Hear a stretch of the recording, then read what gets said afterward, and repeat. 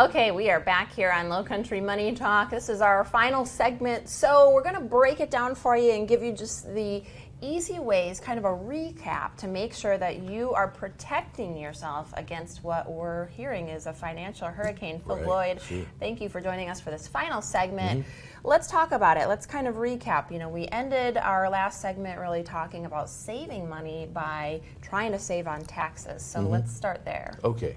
So let's talk about taxes. I know you're like, well, hey, it's summer. Why do we want to talk about taxes? Because what you do now will reflect when you're doing your return next year or in April or whatever. So now's the time to change things up. If you wait till December, that's not going to work. And that is when I always start thinking about it. It's December. How did you know that? Well, you know, I've been around a minute or two. So after 30 years, there's some things that everyone hates taxes for the most part. So most people I see are paying too much in taxes. And that's just like paying too much for gas. You know, you're not getting any further down the road by paying more. You're just losing more income.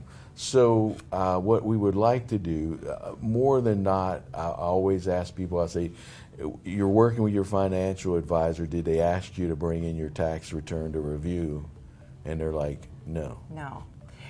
Yeah, I didn't realize how important that was, quite frankly. Well, it's going to show me a lot of things. It shows you a lot, of Maybe course. you have some capital gains that you have carried forward, some losses that we may have some deductions. You know, if your advisor doesn't know this, then, you know, that's not a good thing because they need to know, well, hey, if I sell this one, is it going to be taxed or do I have an offset to that? So you're going to want to know that. Right. The other thing, too many people are just going straight to that IRA for withdrawals, which I mentioned a little bit before. Yes. And it's going to count as ordinary income, every penny of it, where if I could take the funds from somewhere else that aren't taxable, wow, if I could save $1,000 or $2,000 or $2,000 this year just because of where I'm taking the income, of course I'm going to need less. Right. So that's a very important thing. It is an important thing because what you're saying is not only could you be taxed on the IRA withdrawal, but then you might even get hit twice if it pushes you into a different tax bracket. True. So that's big trouble. Yeah. Okay, let's talk more about lowering fees here and other ways we can do that. So again, we're trying to batten down the hatches because, you know, we could call the theme the hurricane that's coming. You know, we'll borrow that from Jamie Dimon. But, you know, we want to batten down the hatches. Now, I don't know anyone that would be disappointed if they prepared for a hurricane but it didn't come. Do you? No, I think we'd celebrate, right? Right.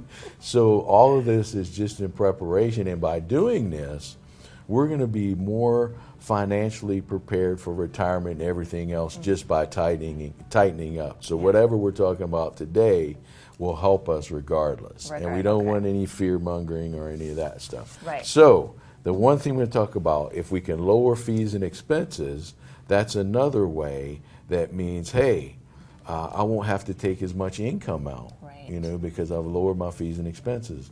I've seen people come in and they may have an investment account and they're paying an advisor 1% or whatever it may be, 1.5%. And when I look inside the portfolio, it has mutual funds that are charging 1.5 to 1.8 or whatever. So these are additional fees and expenses. So that's going to drag my return. So if that's an equity that's moving down, it's going to move down more because I'm paying more in fees and expenses. So we need to clean that up. Absolutely. So we've got the taxes cleaning up a little bit. We've got the fees and expenses. Some people may have some certain type of investments, and they may have internal cost of 4%. They may have income riders and all this other stuff.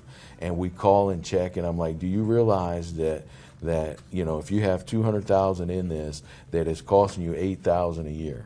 I think sometimes we just don't realize that, actually, and that's exactly what you're going to do for us, right? Well, we got to, you know, if you're in an account and you're paying 4% in fees and the account is declined 20%, you're still going to have the fees. If it's zero return, you're losing 4%, $8,000 a year in fees.